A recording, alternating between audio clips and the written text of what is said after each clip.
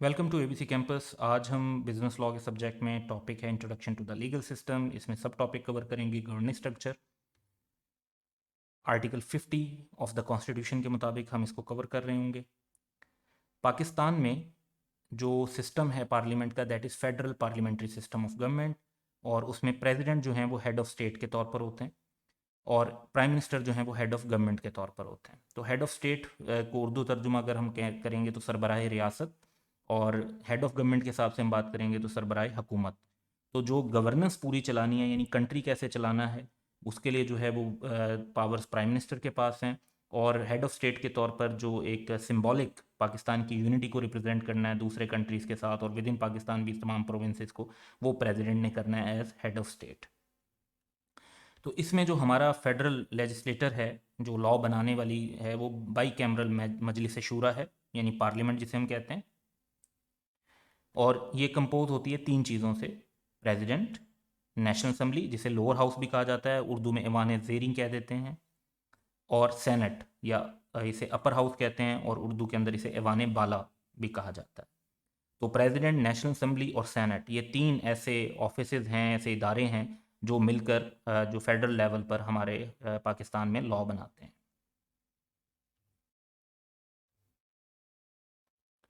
President से related जो articles हम यहाँ पर डिस्कस कर रहे हैं वो हैं आर्टिकल 41, 44, 46 एंड 48।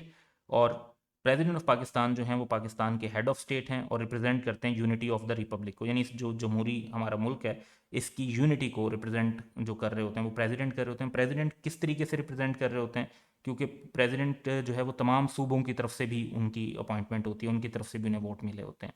तो प्रेसिडेंट के लिए रिक्वायरमेंट है कि he must be a Muslim. President is elected for a 5 year term by senate, national assembly and member of provincial assemblies, यानी इन सबसे उन्हें वोट मिलते हैं और 5 साल के लिए अपॉइंट होते हैं।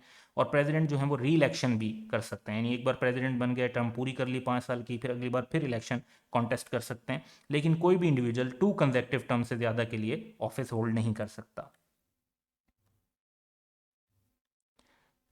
फर्दर जो पॉइंट प्रेसिडेंट से रिलेटेड ही हैं वो ये कि नॉर्मली जो मेजॉरिटी पार्टी होती है नेशनल असम्बली में, वो नॉमिनेट करती है एक प्रेसिडेंट को, क्योंकि जो नेशनल असम्बली में जिसकी मेजॉरिटी होती है उसकी अक्रॉस द प्रोविंसेस भी, अक्सर तमाम प्रोविंसेस में मिलाकर भी उनकी मेजॉरिटी बन रही होती है, और फिर सेनेट में भी उनकी काफ़ी सीट्स होती हैं। तो वो इस बेस पर नॉमिनेट करती हैं कि जी प्रेसिडेंट के तौर पे कौन कॉन्टेस्ट करेगा। फिर प्राइम मिनिस्टर जो हैं उनकी एक रिस्पॉन्सिबिलिटी होती है कि he has to keep the president informed on all matters of internal and foreign policy. तो जितने भी इंटरनल मैटर्स चल रहे हैं, फॉरेन पॉलिसी के मैटर चल रहे हैं, इसी तरह फेडरल गवर्नमेंट जो जो लॉ बनाना चाह रही है, जो लेजिस्लेटिव उनके प्रपोजल हैं जो वो पार्लियामेंट के सामने रखना चाहते हैं, उनके बारे में प्रेसिडेंट को इन्फॉर्म रखना ये प्राइम मिनिस्टर की रिस्पॉन्सिबिलिटी है। प्रेसिडेंट जो हैं वो तमाम स्टैट्यूट्स को अप्रूव भी करते हैं, यानी जब कोई लॉ नेशनल असम्बली और सेनेट से पास हो जाता है तो उसके ऊपर असेंट दी जाती है फ्रॉम प्रेसिडेंट, प्रेसिडेंट का अप्रूवल के साइन भी होते हैं। प्रेसिडेंट जो है वो एक्ट करते हैं in accordance with the advice of the cabinet और प्राइम मिनिस्टर। तो प्रेसिडेंट का जो भी काम करने का वे होता है उसमें वो प्राइम मिनिस्टर की एडवाइस को उन्होंने सामने रखना होता है, तो उससे के अगेंस्ट जाना जो है कॉन्स्टिट्यूशन के मुताबिक अलाउड नहीं है।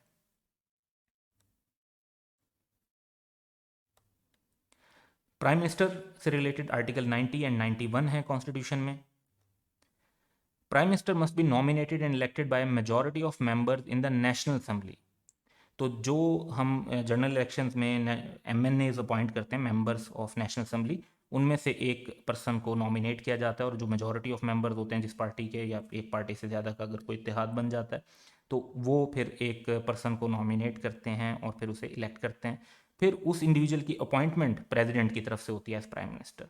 तो नॉमिनेशन और इलेक्शन नेशनल असम्बली के मेंबर्स की तरफ से होता है, लेकिन जो अपॉइंटमेंट होती है वो प्रेसिडेंट की तरफ से होती है। फिर प्राइम मिनिस्टर के सपोर्ट के लिए एक फेडरल कैबिनेट होती है जिसे काबीना कहते हैं, जिसमें तमाम मिनिस्टर्स होते हैं। तो it is a council of ministers whose members are appointed by the president. इनको भी प्रेसिडेंट ही अपॉइंट करते हैं, लेकिन एडवाइस ऑफ प्राइम मिनिस्टर पे करते हैं, यानी प्राइम मिनिस्टर की मर्जी होती है कि वो किसको अपना मिनिस्टर बनाना चाहते हैं। फेडरल मिनिस्टर्स जो हैं वो सपोर्टेड होते हैं फिर पूरी ब्यूरोक्रेसी से, जिसमें सेक्रेटरीज हैं, अदर गवर्नमेंट ऑफिसर्स हैं, हर डिपार्टमेंट के अंदर जो अपॉइंटेड होते हैं, और वो फिर जो पॉलिसीज़ गवर्नमेंट ने फॉर्मुलेट की होती हैं वो उनके ऊपर अमल करते हैं।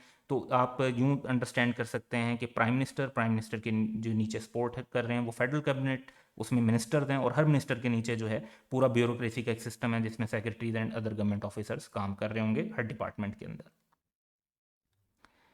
देन सेनेट की अगर हम बात करते हैं तो सेनेट पे हम जो आर्टिकल्स यहाँ पे डिस्कस करें दैट इज 59, 60 एंड 49। तो सेनेट एक परमानेंट लेजिस्लेटिव बॉडी है with equal representation from each of the four provinces with representative elected by the members of the respective provincial assemblies। यानी सेनेट के अंदर जो है तमाम सूबों की इक्वल सीट्स होती हैं।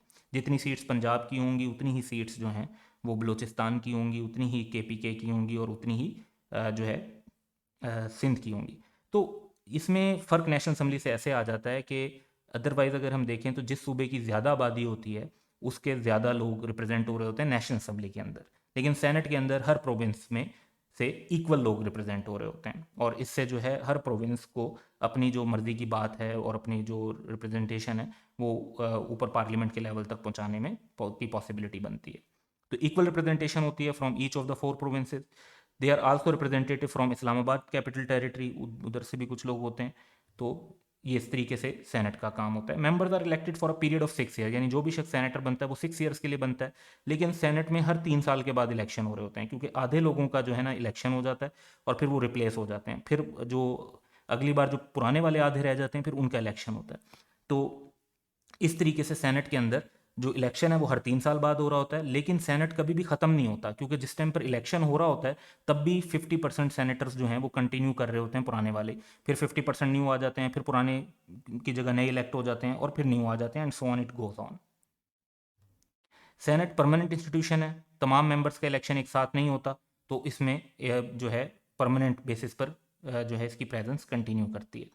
नेशनल असम्बली में ये होता है कि नेशनल असम्बली अगर अपनी मुद्दत पूरी भी कर ले तो फिर 3 महीने के लिए एक निगरान हुकूमत आती है, उस दौरान कोई एमएनएज नहीं होते, फिर दोबारा इलेक्शन होते हैं, फिर एक जो है ना नई नेशनल असम्बली बनती है। तो वो परमानेंट बॉडी नहीं है, उसके मुकाबले में सेनेट जो है एक परमानेंट लेजिस्लेटिव बॉडी है। सेनेट में जो सेनेटर्स होते हैं, जो मेंबर्स ऑफ सेनेटर्स हैं सेनेट हैं, वो इलेक्ट करते हैं चेयरमैन और एक डिप्टी चेयरमैन मेजॉरिटी की बेस पे। चेयरमैन ऑफ सेनेट जो है वो कॉन्स्टिट्यूशन में next in line to act as president होते हैं, यानी अगर प्रेसिडेंट का ऑफिस वैकेंट हो जाता है तो वो प्रेसिडेंट के तौर पे काम करते हैं जब तक कि न्यू प्रेसिडेंट का इलेक्शन ना हो जाए। रोल ऑफ सेनेट ये है कि नेशनल कोहेजन को प्रमोट करना, हार्मनी को करना और जो स्मॉलर प्रोविंसेस हैं उनकी फेयर्स को एलिविएट करना, क्योंकि वो बाज़ जो ऐसे सूबे होते हैं जिनकी आबादी कम है तो वो ये कहते हैं कि नेशनल असम्बली के अंदर हमारी मेजॉरिटी नहीं है और इसलिए हमारे पॉइंट्स को नहीं सुना जाता, लेकिन सेनेट में सबकी इक्वल जो है रिप्रेजेंटेशन है, तो इस बेसिस पर यहाँ पर तमाम प्रोविंसेस मिलकर काम कर रहे होते हैं। तमाम जो स्टैट्यूट्स पास होते हैं, जितने भी लॉ पास होते हैं नेशनल असम्बली में, वो सेनेट से भी अप्रूव होने होते हैं, सिवाय मनी बिल्स के, यानी जैसे जो बजट वगैरह या फाइनेंस एक्ट वगैरह होता है। इसके अलावा जो भी मामला आते हैं वो तमाम के तमाम नेशनल असम्बली में जब लॉ अप्रूव होगा तो वो सेनेट से भी फिर अप्रूव होना होगा, और इसी तरह पहले सेनेट में अप्रूव होकर बाद में नेशनल असम्बली से अप्रूव होना होगा। तो कोई भी वे इसमें से फॉलो किया जाता है, लेकिन मनी बिल्स में जो है सेनेट की सिर्फ रिकमेंडेशन ली जाती हैं, सेनेट का उसके अंदर अप्रूवल ज़रूरी नहीं होता। अब नेशनल असम्बली की अगर हम बात करते हैं तो आर्टिकल 51, 52 एंड 53 से रेलिवेंट है। नेशनल असम्बलीज के जो मेंबर होते हैं एमएनएज, ये बहुत फेमस हम देखते हैं क्योंकि जनरल इलेक्शन से इलेक्ट होकर जाते हैं। तो सीट्स फॉर नेशनल असम्बली जो हैं वो on the basis of population of province होती हैं। जिस तरह सबसे ज़्यादा पॉपुलेशन पंजाब प्रोविंस की है तो सबसे ज़्यादा जो एमएनएज हैं वो पंजाब से इलेक्ट किए जाते हैं, और सबसे कम जो आबादी है वो पाकिस्तान में बलूचिस्तान प्रोविंस की है, तो सबसे कम एमएनएज बलूचिस्तान से इलेक्ट होते हैं। मेंबर्स जनरल सीट्स पर भी इलेक्ट होते हैं 5 ईयर्स के लिए on the basis of direct votes, और जो भी जिस तरह हम जाते हैं और बूथ पे पोलिंग करते हैं और उसमें वोट्स होते हैं। इसके अलावा कुछ रिजर्व सीट्स हैं वीमेन और नॉन मुस्लिम्स की भी, जो हर पार्टी को फिर जो उन्होंने जनरल सीट्स जीती होती हैं उसकी बेस पर उन्हें एलोकेट होती हैं। मेंबर्स जो हैं, जो एमएनएज हैं, वो अपने में से ही स्पीकर, डिप्टी स्पीकर और प्राइम मिनिस्टर को इलेक्ट करते हैं, यानी स्पीकर, डिप्टी स्पीकर और प्राइम मिनिस्टर का एमएनए होना भी ज़रूरी होता है। मोस्ट इंपॉर्टेंट फंक्शन जो नेशनल असम्बली का है वो है लॉ मेकिंग और फॉर्मुलेशन ऑफ पॉलिसी। तो नेशनल असम्बली का काम जो है वो लॉ बनाना है, ताकि जो मसाइल आ रहे हैं आवाम को उनसे रिलेटेड जो है वो कानून बनाया जाए, और फिर उसकी इम्प्लीमेंटेशन पे गवर्नमेंट काम करे, और उसके लिए पॉलिसीज़ बनाए ताकि जो गवर्नमेंट है वो अपनी पावर से एक्सीड ना करे और प्रॉपर वे में काम करे।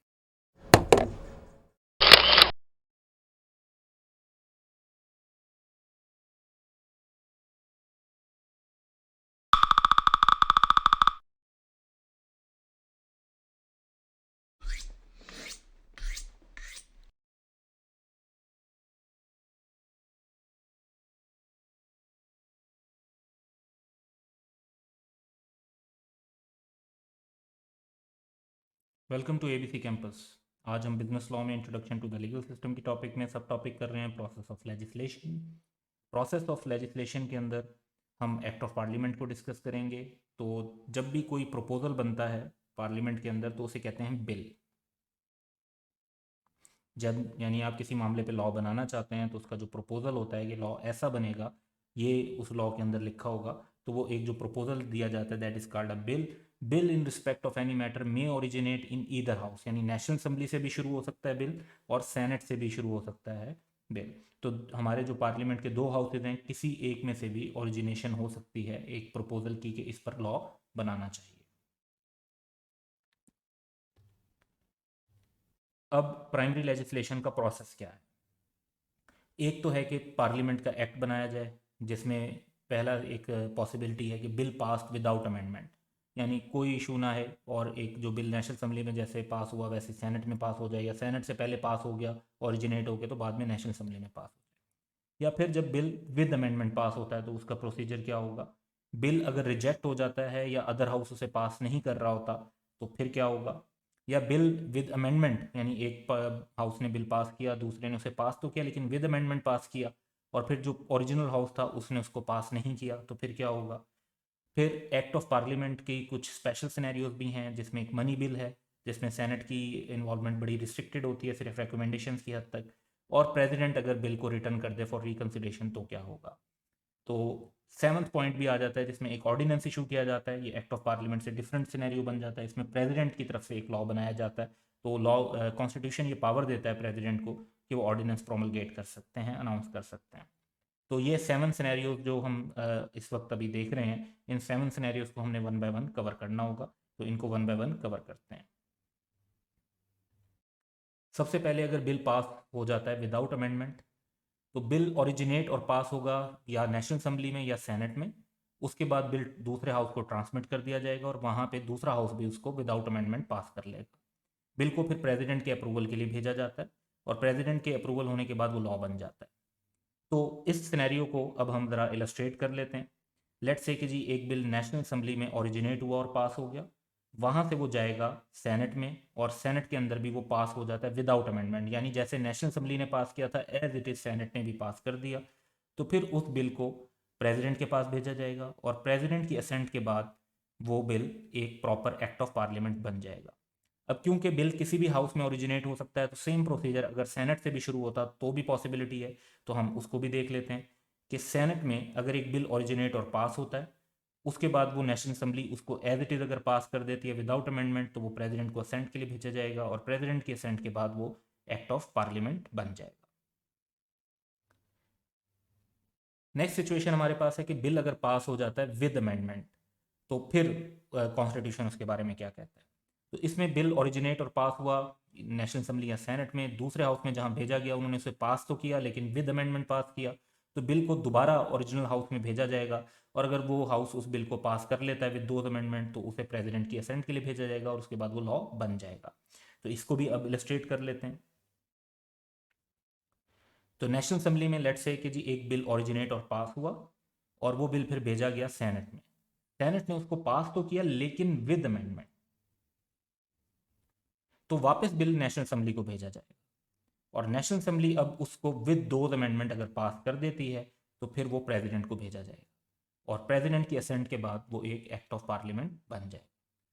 सेम प्रोसीजर सेनेट से भी शुरू हो सकता है, यानी सेनेट और नेशनल असेंबली को अगर हम रिप्लेस कर दें, तो सेनेट में एक बिल ओरिजिनेट और पास हुआ और वो भेजा गया नेशनल असेंबली में। नेशनल असेंबली ने उसे पास तो किया लेकिन विद अमेंडमेंट पास किया, इस वजह से विद अमेंडमेंट पास होने के बाद वो दोबारा नेशनल असेंबली से सेनेट में जाएगा।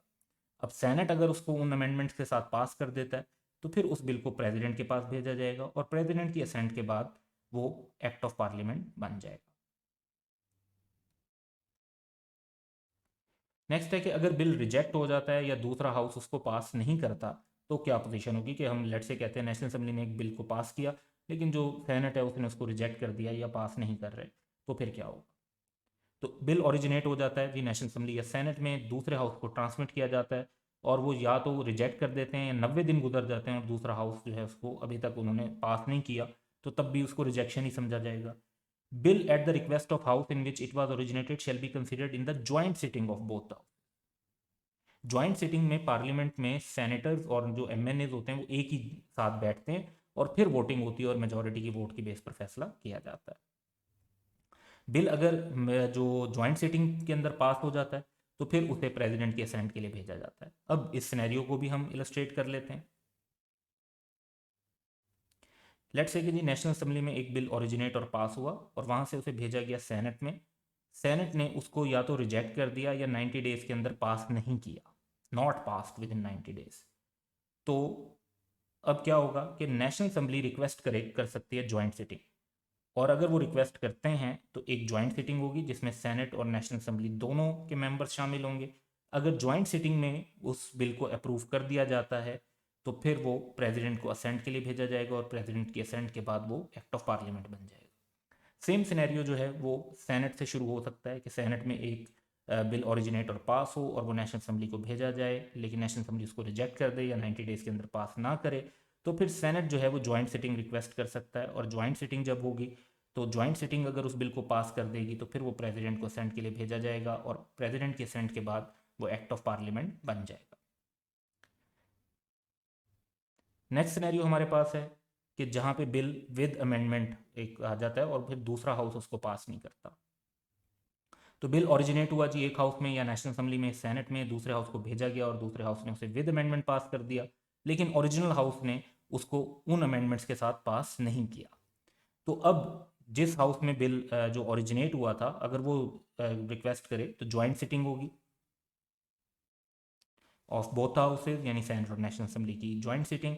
और इसमें अगर मेजॉरिटी ऑफ मेंबर्स उसको पास कर देते हैं वोटिंग के थ्रू तो फिर बिल प्रेजेंट किया जाएगा प्रेसिडेंट को और प्रेसिडेंट के असेंट के बाद वो एक लॉ बन जाएगा, एक्ट ऑफ पार्लियामेंट बन जाएगा। तो इसको भी इलस्ट्रेट कर लेते हैं। नेशनल असेंबली में एक बिल ओरिजिनेट और पास हुआ, वहां से उसे भेजा गया सेनेट में, सेनेट ने उसको पास तो किया लेकिन विद अमेंडमेंट पास किया। तो बिल दोबारा भेजा गया नेशनल असेंबली में, नेशनल असेंबली ने जो है उसको पास नहीं किया विद दोज अमेंडमेंट, और रादर उन्होंने कहा कि जी हमें ये अमेंडमेंट जो सेनेट ने किए हैं ये एक्सेप्टेबल नहीं है, और उन्होंने ज्वाइंट सिटिंग अगर रिक्वेस्ट कर दी तो फिर अब सेनेट और नेशनल असेंबली की ज्वाइंट सिटिंग होगी। ज्वाइंट सिटिंग में अगर वो बिल पास हो जाएगा मेजॉरिटी ऑफ मेंबर से तो प्रेसिडेंट को असेंट के लिए भेजा जाएगा और प्रेसिडेंट के असेंट के बाद वो एक्ट ऑफ पार्लियामेंट बन जाएगा। सिमिलर सिनेरियो सेनेट से भी शुरू हो सकता है कि सेनेट में एक बिल ओरिजिनेट और पास हुआ हो और वहां से नेशनल असेंबली को भेजा जाए, नेशनल असेंबली उसे अमेंडमेंट के साथ पास करे और नेशनल असेंबली से वो फिर दोबारा सेनेट में जाएगा। सेनेट को वो अमेंडमेंट्स पसंद नहीं आती और सेनेट जो है वो रेकमेंड कर देता है कि जी रिक्वेस्ट कर देता है कि ज्वाइंट सिटिंग होनी चाहिए। तो अब ज्वाइंट सिटिंग होगी, अगर ज्वाइंट सिटिंग में पास ना हुआ फिर तो बिल खत्म हो गया, और अगर बिल पास हो गया ज्वाइंट सिटिंग में तो फिर वो प्रेसिडेंट को असेंट के लिए भेजा जाएगा और प्रेसिडेंट के असेंट के बाद वो एक्ट ऑफ पार्लियामेंट बन जाएगा। अब हम स्पेशल सिनेरियो में एक देखते हैं मनी बिल। मनी बिल की सिचुएशन जो है वो ये है कि इसमें सेनेट का इतना लेना देना नहीं होता, सिर्फ रिकमेंडेशंस की हद तक शामिल होते हैं। तो मनी बिल कहते किसे हैं, जो फाइनेंस या टैक्स वगैरह से रिलेट करता है, ये ओरिजिनेट होता है नेशनल असेंबली में, यानी इसमें सेनेट में ओरिजिनेट नहीं हो सकता, नेशनल असेंबली में ओरिजिनेट होता है। इसकी एक कॉपी जो है सेनेट को रिकमेंडेशंस के लिए भेजी जाती है। नेशनल असेंबली बिल को पास करती है विद और without incorporating the recommendation of senate, यानी नेशनल असेंबली की मर्जी है कि वो सेनेट की रिकमेंडेशंस को इंक्लूड करे और उनकी मर्जी है कि वो उनकी रिकमेंडेशंस को इंक्लूड ना करे। उसके बाद बिल को प्रेसिडेंट के असेंट के लिए भेजा जाता है और प्रेसिडेंट के असेंट के बाद जो है वो एक एक्ट ऑफ पार्लियामेंट बन जाता है। तो इसको अगर इलस्ट्रेट करें तो नेशनल असेंबली में एक बिल ओरिजिनेट हुआ मनी बिल, इसकी कॉपी जो है सेनेट को रिकमेंडेशंस के लिए भेज दी गई और सेनेट ने उस पर अपनी रिकमेंडेशन दे दी। सेनेट की रिकमेंडेशंस को नेशनल असेंबली इंक्लूड करे या ना करे, ये नेशनल असेंबली की चॉइस है। और उसके बाद नेशनल असेंबली से वो जो बिल है वो प्रेसिडेंट को भेजा जाएगा और प्रेसिडेंट की असेंट को जब मिल जाएगी तो वो एक एक्ट ऑफ पार्लियामेंट बन जाएगा। जैसे हमारा जो है फाइनेंस एक्ट, हर साल का बजट जो है वो इसी प्रोसीजर से एक्ट ऑफ पार्लियामेंट बनता है। अब पावर ऑफ द प्रेसिडेंट इसमें क्या है, जब प्रेसिडेंट के पास कोई भी बिल जाता है असेंट के लिए तो प्रेसिडेंट क्या कर सकते हैं। President shall assent to the bill within 10 days और return it to the parliament for reconsideration in case of bill other than money bill. यानी प्रेसिडेंट मनी बिल को वापस नहीं भेज सकते, उसके अलावा वो बिल्स को जो है अगर प्रेसिडेंट को लगता है कि ये एक गलत ऐसा लॉ बनेगा जिसके इम्पैक्ट सभी जो है मुनासिब नहीं रहेंगे और पार्लियामेंट को इसे रिकन्सिडर करना चाहिए, या वो ये समझते हैं कि इस लॉ के अंदर कुछ ऐसी चीज़ें मज़ीद शामिल होनी चाहिए जो बेहतर रहेंगी, और वो उसकी वजह से पार्लियामेंट को रिकन्सिडरेशन के लिए वापस भेजना चाहते हैं, तो वो भेज सकते हैं कि इसमें कोई अमेंडमेंट की जाए, या इसमें से कुछ चीज़ें निकाली जाएँ, या इसमें कुछ एडिशन किया जाए। तो इसके हिसाब में अगर प्रेसिडेंट कोई बिल वापस कर देते हैं पार्लियामेंट को, यानी नेशनल असम्बली और सेनेट को, तो फिर क्या होगा? मनी बिल तो वापस नहीं होता, उसके अलावा वाले के लिए क्या होगा? तो बिल अगर प्रेसिडेंट रिटर्न कर देते हैं फॉर रिकन्सिडरेशन तो ज्वाइंट सिटिंग होगी, और अगर वो ज्वाइंट सिटिंग में विद और विदाउट अमेंडमेंट जैसे भी पास हो जाए, तो मेजॉरिटी ऑफ मेंबर्स अगर उसे पास कर देते हैं विद अमेंडमेंट और विदाउट अमेंडमेंट, तो फिर वो दोबारा भेजा जाएगा प्रेसिडेंट को असेंट के लिए, और इस बार प्रेसिडेंट को उस पर लाजमी असेंट देनी होगी। तो अगर एक bill pass by national assembly and senate है, वो प्रेसिडेंट को भेजा जाता है और प्रेसिडेंट उसे पार्लियामेंट को रिटर्न कर देते हैं।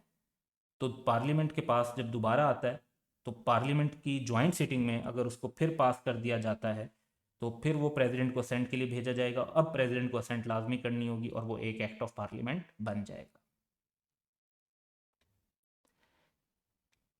इसी तरह एक बिल लैप्स, यानी एक बिल जो है वो ख़त्म हो जाएगा, उसकी कोई हैसियत नहीं रहेगी, और अगर उस पर काम करना है तो नए सिरे से शुरू करना पड़ेगा। तो इसे हम लैप्स ऑफ बिल कहते हैं, यानी एक बिल एक्सपायर हो जाएगा या कैंसिल हो जाएगा। कब कैंसिल होगा? एक बिल लैप्स हो जाएगा on dissolution of the national assembly. ये इफ बहुत इंपॉर्टेंट है यहाँ पर। अगर वो पेंडिंग हो इन और passed by the national assembly हो, और सेनेट में पेंडिंग हो, अगर नेशनल असेंबली डिसॉल्व हो गई, यानी नेशनल असेंबली की मुद्दत खत्म हो गई या किसी मार्शल वगैरह की वजह से नेशनल असेंबली डिसॉल्व हो जाती है, तो वो बिल अगर नेशनल असेंबली में पास हो चुका था और सेनेट में पेंडिंग था, तो क्योंकि वो वाली नेशनल असेंबली तो अब रही नहीं जिसमें वो पास हुआ था, तो उस बिल की कोई जो है ना कानूनी हैसियत नहीं रहेगी। अब सेनेट के अंदर भी वो उस पर मजीद एक्शन नहीं लिया जाएगा, तो ये बिल लैप्स कर जाएगा।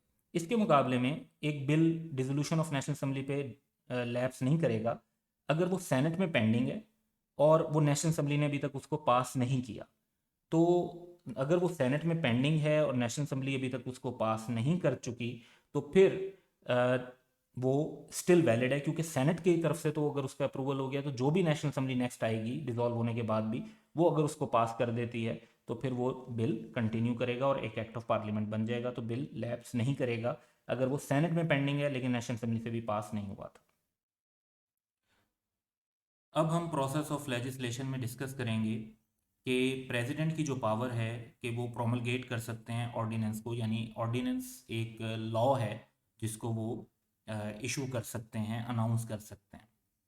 तो बेसिकली कॉन्स्टिट्यूशन के मुताबिक प्रेसिडेंट के पास ये पावर है कि अगर वो ज़रूरी समझते हैं कि किसी इमीडिएट एक्शन के लिए एक लॉ बनाने की ज़रूरत है, तो वो एक ऑर्डिनेंस बना सकते हैं जब सेनेट एंड नेशनल असेंबली जो हैं वो सेनेट और the national assembly are not in session.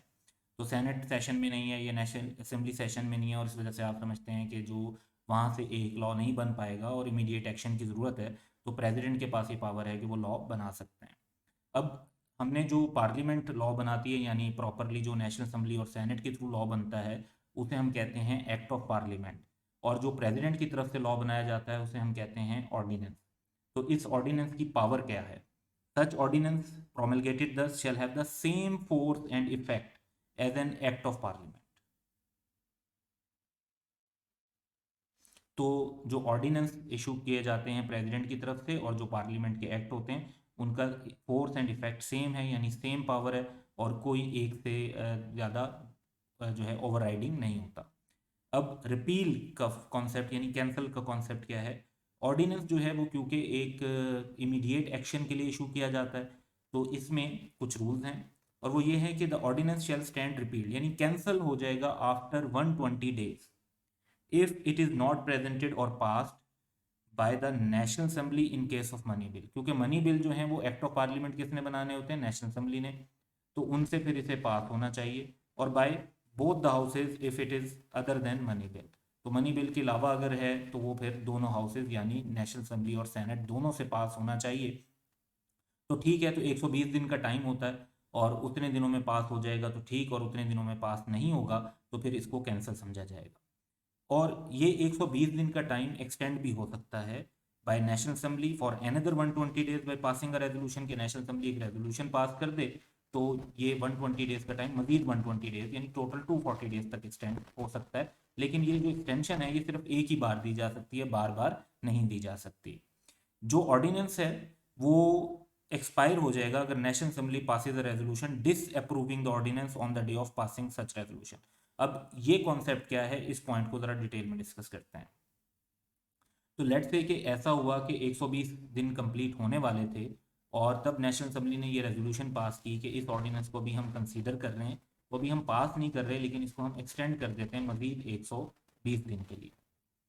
तो वो 120 दिन के लिए एक्सटेंड हो गया, लेकिन लेट्स से कि अभी 120 दिन में से चंद दिन ही गुजरे थे, 10 दिन, 15 दिन, 20 दिन, 50 दिन, what ever.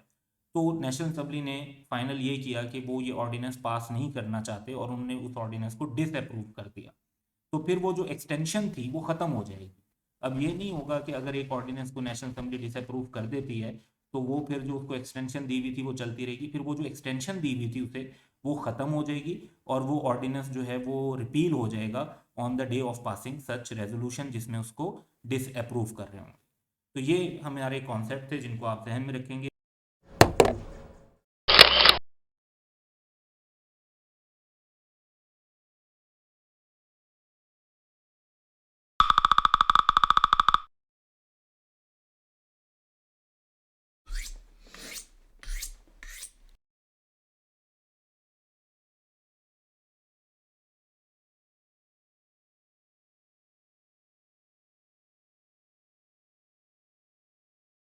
Welcome to ABC campus. आज हम बिजनेस लॉ में introduction to the legal system के टॉपिक में सब टॉपिक कवर कर रहे हैं, डेलीगेटेड लेजिस्लेशन। और डेलीगेटेड लेजिस्लेशन होता क्या है कि प्राइमरी लेजिस्लेशन तो वो होता है जो पार्लियामेंट या प्रेसिडेंट की तरफ से बनता है, जिसमें एक्ट ऑफ पार्लियामेंट और ऑर्डिनेंस शामिल हैं। इसके अलावा जो लॉ बनते हैं वो डेलीगेटेड लेजिस्लेशन कहलाते हैं, जिसमें पार्लियामेंट ने लॉ बनाने की पावर को डेलीगेट कर दिया होता है। और क्योंकि लॉ बनाने की पावर को, लेजिस्लेशन की पावर को डेलीगेट किया गया होता है तो इसी हिसाब से इसका नाम है डेलीगेटेड लेजिस्लेशन। तो इसमें पावर किसी एग्जेक्टिव को दे दी जाती है, जैसे किसी मिनिस्टर को, पब्लिक बॉडी को, और वो एक सबऑर्डिनेट और डेलीगेटेड लेजिस्लेशन बनाते हैं किसी खास मकसद के लिए। अब इसकी अगर मैं एग्जांपल आपको दूं तो फेडरल बोर्ड ऑफ रेवेन्यू को पावर दी हुई है पार्लियामेंट ने कि वो टैक्स से रिलेटेड कुछ रूल्स एंड रेगुलेशंस बना सकते हैं। इसी तरह कंपनीज और स्टॉक एक्सचेंज से रिलेटेड रेगुलेशन बनाने की जो पावर है वो securities and exchange commission of Pakistan को डेलीगेट की हुई है। इसी तरह टेलीकॉम सेक्टर से रिलेटेड जो रेगुलेशंस बनाने की पावर है वो पीटीए, पाकिस्तान टेलीकम्युनिकेशन अथॉरिटी को दी गई है। इसी तरह कुछ जगह पे जो मिनिस्टर्स होते हैं वो अपने नोटिफिकेशन इशू करके जो है कुछ लेजिस्लेशन डेवलप कर सकते हैं, कुछ रूल रेगुलेशन बना सकते हैं और उनको डेलीगेटेड लेजिस्लेशन का नाम दिया जाता है। ये एक्ट ऑफ पार्लियामेंट और ऑर्डिनेंस से सबऑर्डिनेट होते हैं, यानी उससे नीचे होते हैं, उससे ऊपर इनकी अथॉरिटी नहीं होती, लेकिन इनको बनाना आसान होता है। इनके कुछ एडवांटेजेस और डिसएडवांटेजेस को भी हम डिस्कस करेंगे। कई लोकल अथॉरिटीज़ को ये स्टैट्यूटरी पावर दी जाती है कि वो अपने बाई लॉज बना सकती हैं। इवन जैसे आई कैप के भी एक एज अ बॉडी कॉर्पोरेट अपने बाई लॉज हैं, यानी आई कैप ने अपने मामलात को कैसे चलाना है उसके लिए आई कैप के बाई लॉज हैं और वो उस के सिस्टम को वर्क करते हैं। इसी तरह एक स्पेसिफिक लोकेलिटी के अंदर के भी बाई लॉज जो है बनाने की अथॉरिटी बाज़ वक़्त लोकल अथॉरिटीज़ को दे दी जाती है और वो उससे रिलेटेड अपने जो लॉज होते हैं उनको बना लेते हैं। वर्ड बाई लॉज जो है, ये जो मेन लॉ होता है उससे जो सेकेंडरी होता है, उससे जो डेलीगेटेड होता है उसे बाई लॉज कहते हैं।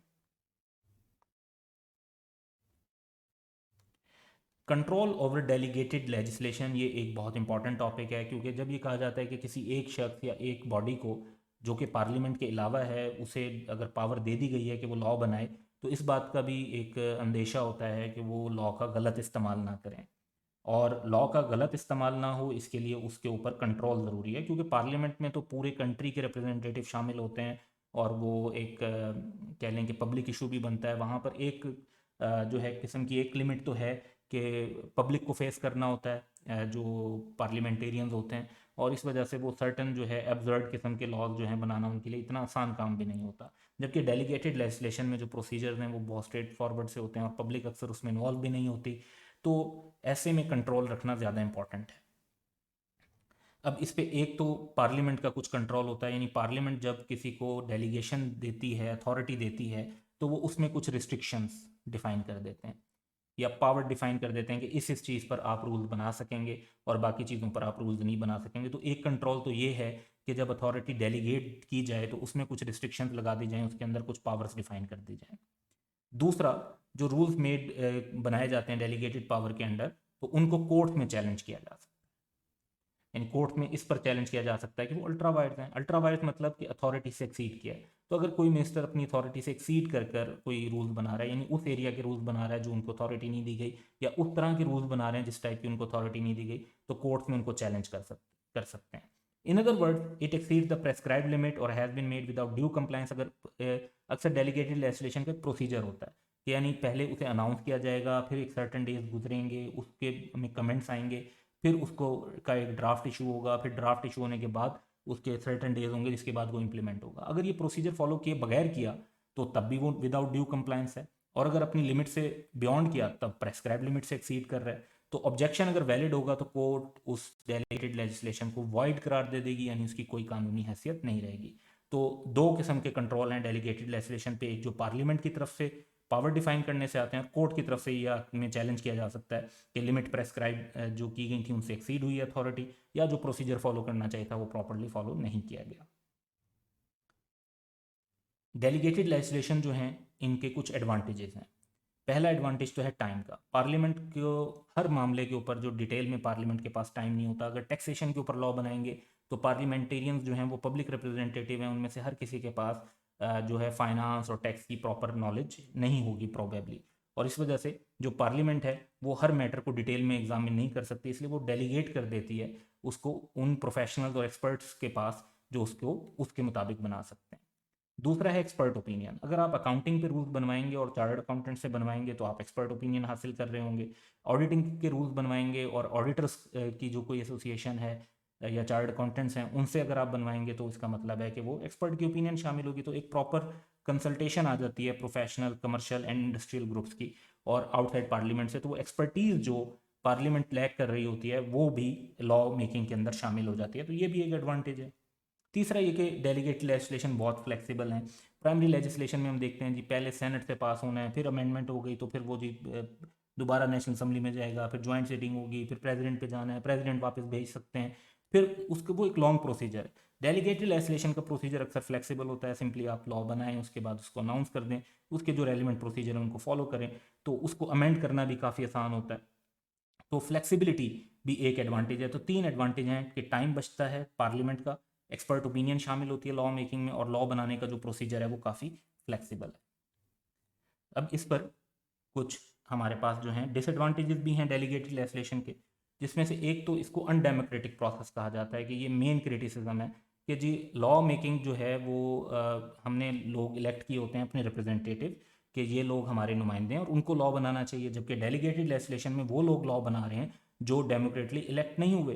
तो अनइलेक्टेड सिविल सर्वेंट्स जैसे ब्यूरोक्रेट्स हैं और ऐसे एक्सपर्ट्स जो गवर्नमेंट मिनिस्टर के अंडर काम कर रहे हैं वो बना रहे होंगे लॉ, बजाय इसके कि हमारे इलेक्टेड रिप्रेजेंटेटिव बना रहे हो। तो इस पर अनडेमोक्रेटिक का एक क्रिटिसिज्म बहुत कॉमन किया जाता है। दूसरा है बल्क वॉल्यूम, क्योंकि हर इदारा रूल्स एंड रेगुलेशन बना रहा होता है, जैसे पीटीए के अपने रेगुलेशन हैं, पेमरा के अलग रेगुलेशन हैं, नेपरा के अलग रेगुलेशन हैं, तो हर जो फील्ड है उसके अलग डिपार्टमेंट्स हैं, उसके अलग रेगुलेशन, तो ये बहुत ज़्यादा बड़ा वॉल्यूम है। और इतना ज़्यादा वॉल्यूम, यानी रोज़ के 2-4 रेगुलेशन तकरीबन कहीं ना कहीं से इशू हो रहे होते हैं, तो वॉल्यूम अनमैनेजेबल बन जाता है और इसमें अप टू डेट रखना तकरीबन इम्पॉसिबल ही है खुद को। तो हाँ, ये तो ज़रूर हो सकता है कि अगर आप एक ख़ास सेक्टर में काम कर रहे हैं तो उसके साथ आप अपने आप को अप टू डेट रख लें, लेकिन हर सेक्टर से तो अप टू डेट रखना अपने आप को तकरीबन इम्पॉसिबल है। तो अगर आप टैक्सेशन की प्रैक्टिस करते हैं तो आप टैक्स रिलेटेड लॉज जो हैं वो रूटीन में जो जो अनाउंस होते हैं, जो रेगुलेशन आते हैं, वो साथ के साथ पढ़ते रहते हैं, समझते रहते हैं, उन पे जो कॉन्फ्रेंसेज होती हैं, वर्कशॉप्स होती हैं, सेमिनार होते हैं, उन्हें अटेंड करते रहते हैं, तो उनका आइडिया हो जाता है। लेकिन हर जो लॉ इशू हो रहा है ये इतना ज़्यादा है, इतना ज़्यादा वॉल्यूम है कि वो अनमैनेजेबल है, उसके साथ अपने आप को अप टू डेट रखना पॉसिबल नहीं रहता। तो ये हमारे आज के पॉइंट्स थे। That's all for today, have a good day.